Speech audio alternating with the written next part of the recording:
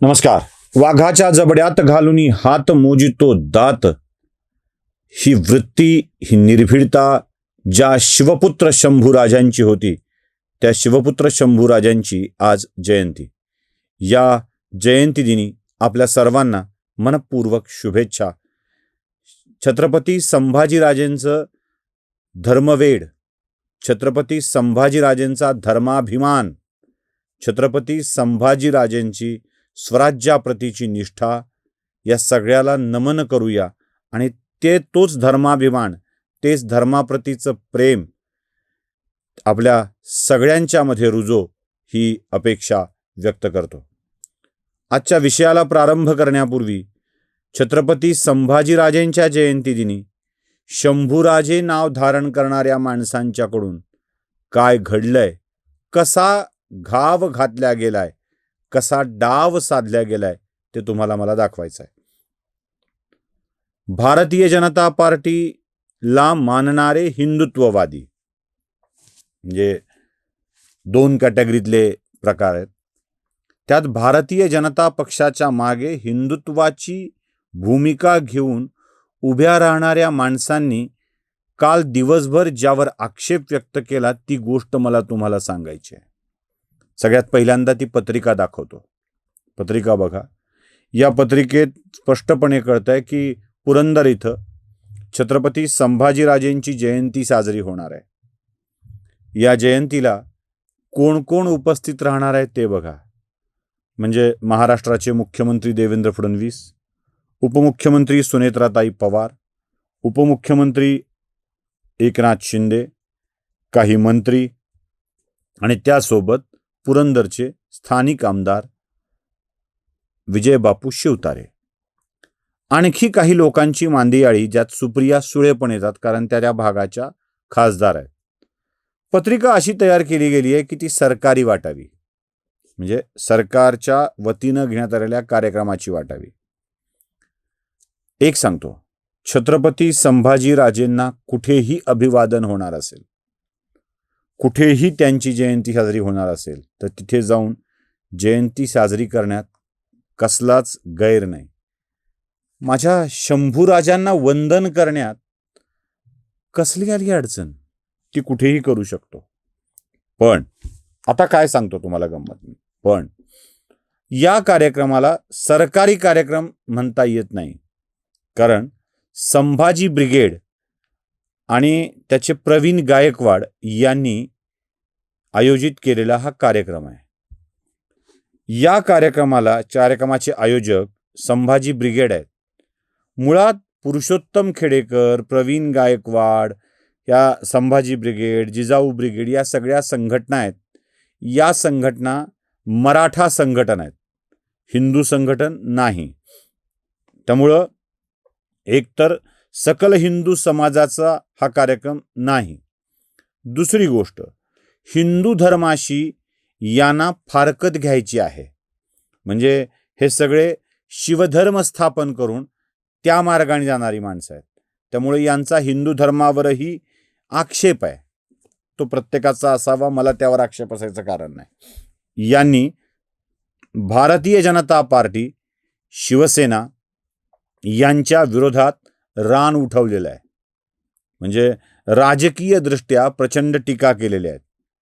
एवढंच नाही तर हिंदुत्ववादी विचारसरणीच्या भारतीय जनता पार्टीच्या, राष्ट्रीय स्वयंसेवक संघाच्या कार्यकर्त्यांवर शाब्दिक हल्ले देखील चढवलेले आहेत.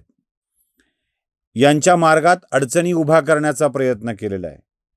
इतिहास मोडून तोडून टाकून हिंदू धर्मातल्याच काही जातींना बदनाम करण्याचा, त्यांच्यावरती आरोप करण्याचा सपाटाच लावलेला आहे. या सगळ्यांच्या विरोधात लढता लढता हिंदुत्ववादी कार्यकर्ता हा गांजून गेलेला आहे.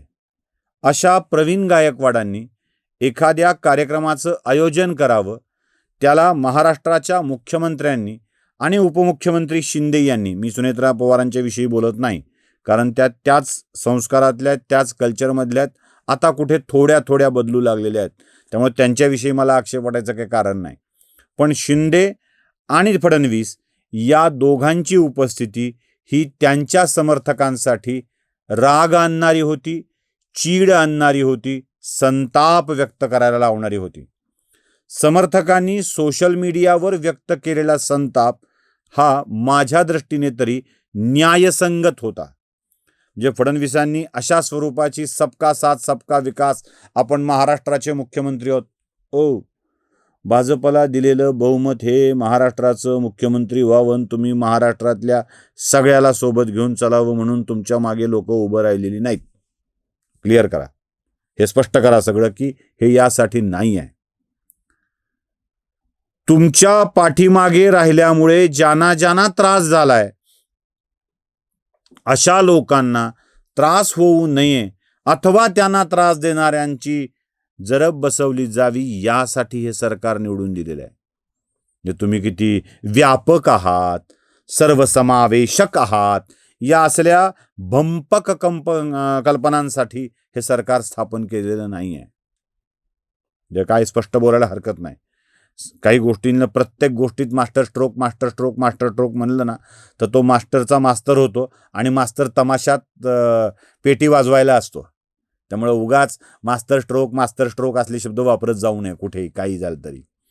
तुमच्या काही स्ट्रोकला मास्टर स्ट्रोक आपण म्हणूया, पण उगाच तुमच्या विरोधकांच्याकडे जाऊन त्यांचं महत्त्व वाढवण्यासाठी तुम्ही जाणं हे त्या समर्थकांना पटलेलं नव्हतं. याचा शोध घेण्याचा प्रयत्न झाला आणि तो प्रयत्न केल्यावर लक्षात आलं की घरातच छिद्र आहे. या कार्यक्रमाला निधी देण्याचं काम पुरंदरावर कार्यक्रम घेण्यासाठी राज्याच्या पर्यटन विभागाने केलेलं आहे. हा राज्याचा पर्यटन विभाग शंभूराज देसाई यांच्याकडे आहे.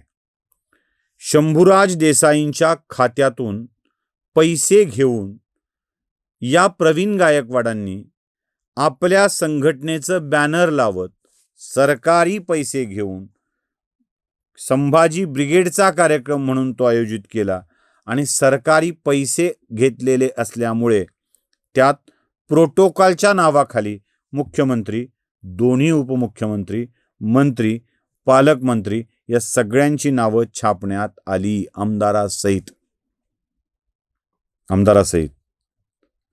शंभूराज देसाईंनी ना मुख्यमंत्र्यांना विचारलं पत्रिकेत नाव टाकायचं का म्हणून, ना अन्य उपमुख्यमंत्र्यांना विचारलं.